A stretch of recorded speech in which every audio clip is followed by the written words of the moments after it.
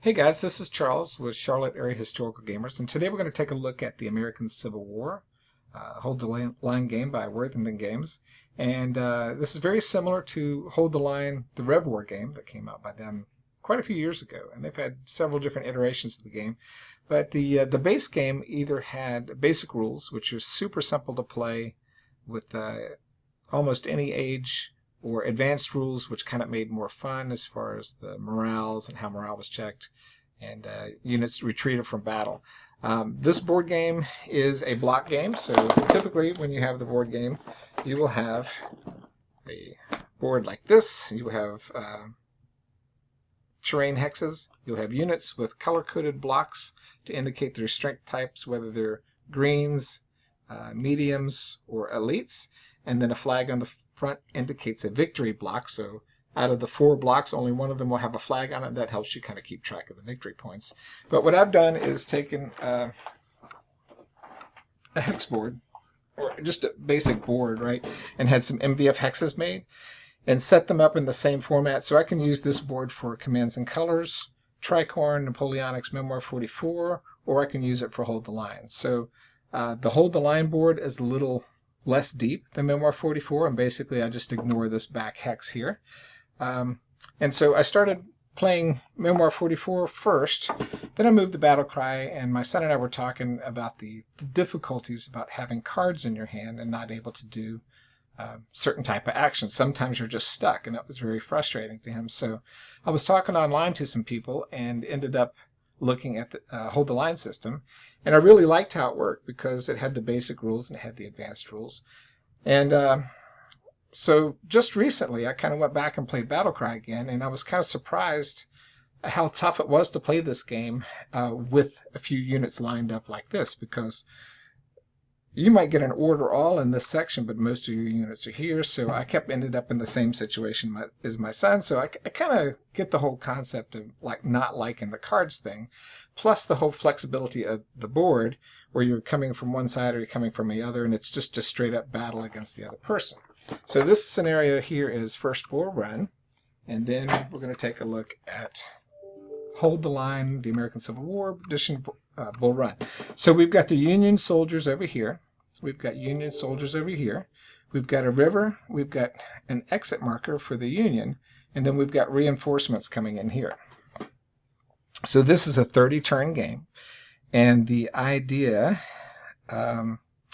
is to get a base of 3 APs for the Confederates, and then a base of 4 for the Union.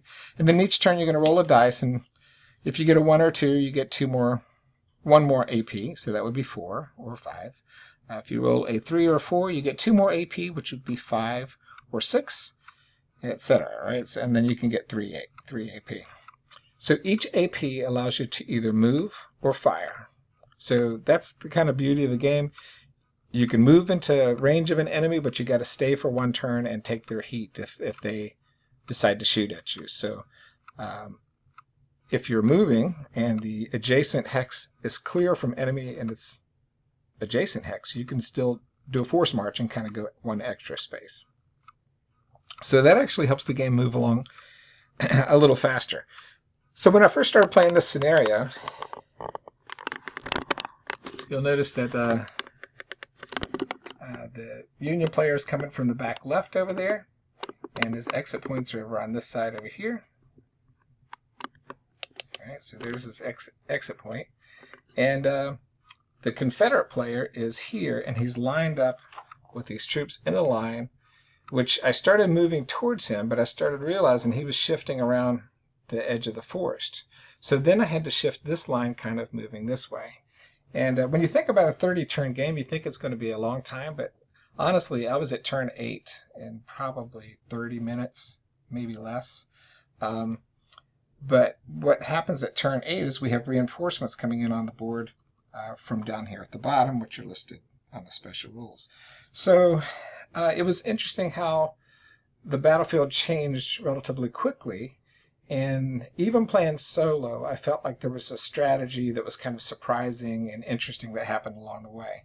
Now, if you like cards, I'm playing with an idea right now to kind of take the same cards that are interesting in Battle Cry and buying a card die roll for 3 AP. So your last action point would be to roll 2 dice, and you'd pay 3 AP to do it.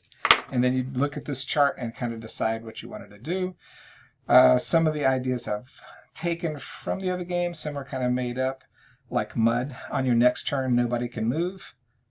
Short supply, pick a unit to move back 2 spaces to their side, either your side or theirs.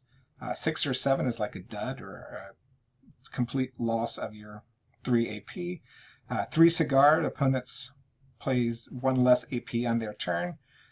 9 would be a ranged fire for +1 die for 2 units. And then 10 would be a move fire move for 2 units. So I haven't really kind of got into that yet. I wanted to play the base game first and start playing around with this idea next. But I think that would add a lot of fun. And I do like games that change a lot. Sometimes games that are strictly tactical and don't have cards tend to have the same replayability value, right? So especially if you're playing solo, you tend to adopt the same strategy time after time. So hopefully something like this will mix it up, change it just like history did. You never know what exactly is going to happen. I highly recommend the game. Daniel Moreno made the extra terrain that I've got. I get a bunch of stuff from him. He's really good. He made the trees. A friend of mine gave me the units. But I absolutely enjoy this game, and I hope to play some more.